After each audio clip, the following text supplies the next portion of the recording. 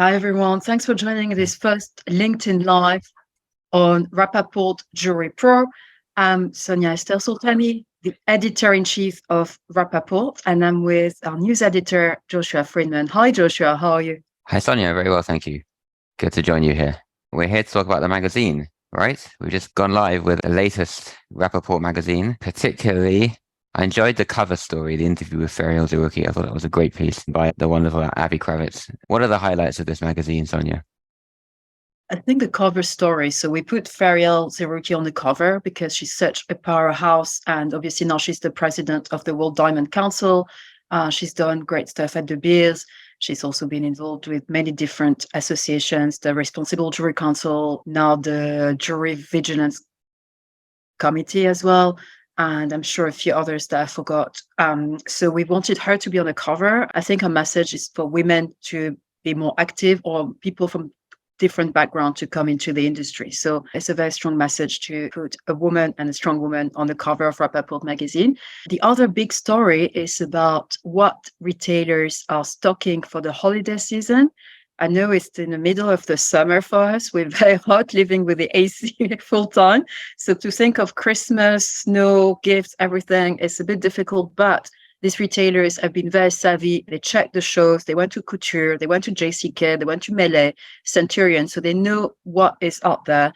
They listen to their clients. And we interviewed 6 of these retailers in different locations across the US. And they tell us what they think is going to be hot sellers, from very classic styles, the tennis bracelets, the pendants, sentimental jewelry, diamond, colors. And so we have the full spectrum. And I think that's a very interesting piece for people, if you're an independent retailer, to check out what is trending in other places, and maybe in Florida, in Seattle, New York, and other places.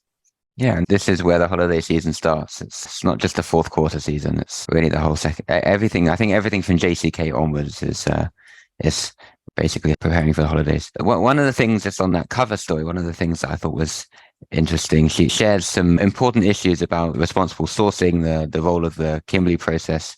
And also the cover was a very appealing cover with an illustration. It's certainly eye-catching. And also, I'd recommend people read the note from the publisher, from Martin Rapaport, where he acknowledges that he disagrees with some of Ferial's opinions and some of De Beers' opinions, but what's primary is the importance of getting a diversity of opinions out there. I thought it was an interesting piece. I agree. And I think that's very important that, we dissociate Martin Rapaport, who has opinions and has been very vocal about many topics over the years, and Rapaport magazine, Rapaport News, where our goal is really to offer unbiased news and information to the industry. I think that was a very nice balance between giving this exposure to Ferial Zerouki, who's such a big player in the industry, but also to have Martin saying what he has to say, as if we invite him on this magazine. A lot of people, I think, when they open the magazine, the first thing they turn to is the back page, the Q&A. We had a good one this month, right? Yes, I think so.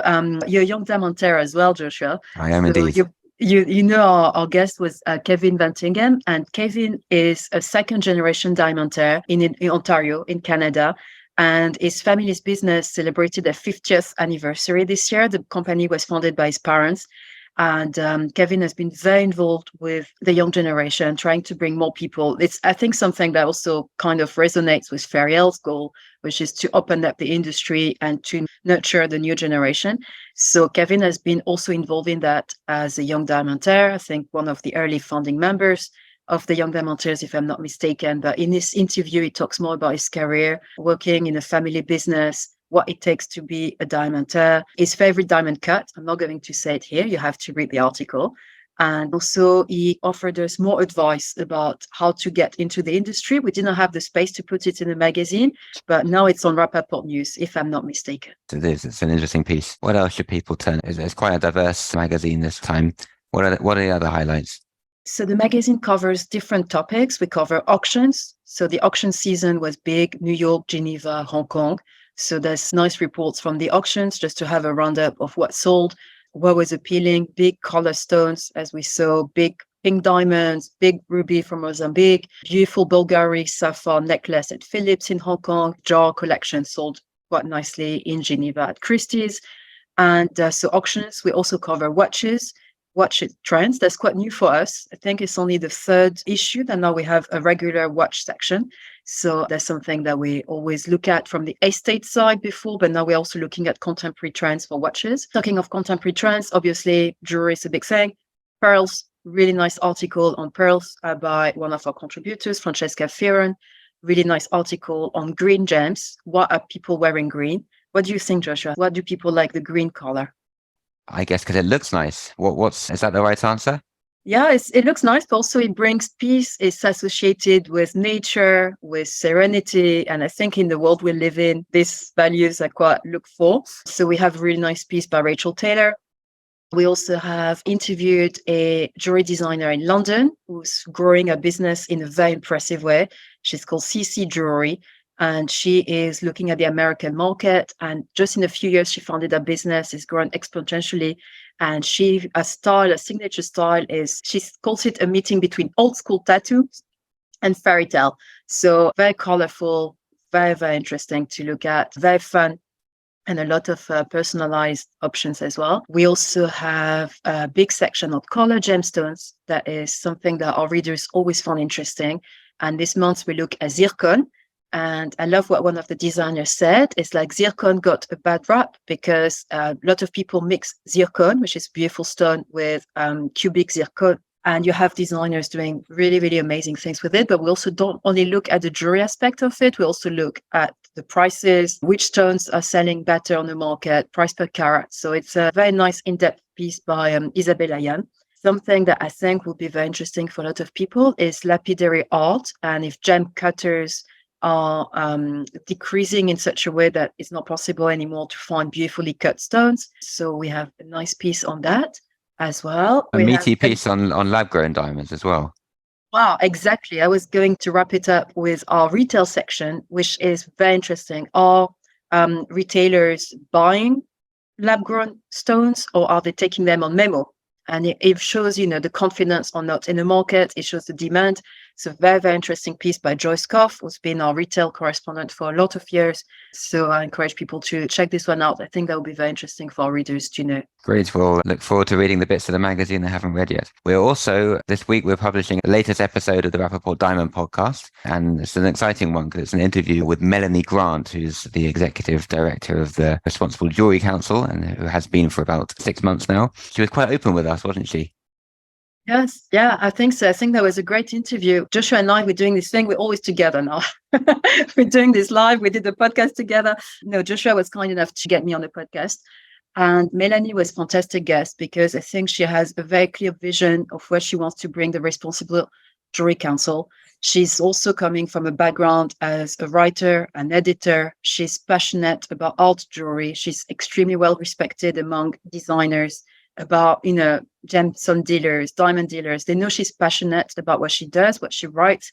And I think she also has what she told us on the podcast. And you tell me, Joshua, if you agree, is also that we can't forget that the RJC is a very big machine. So when you do a change in terminology in anything, it takes time because they're board members.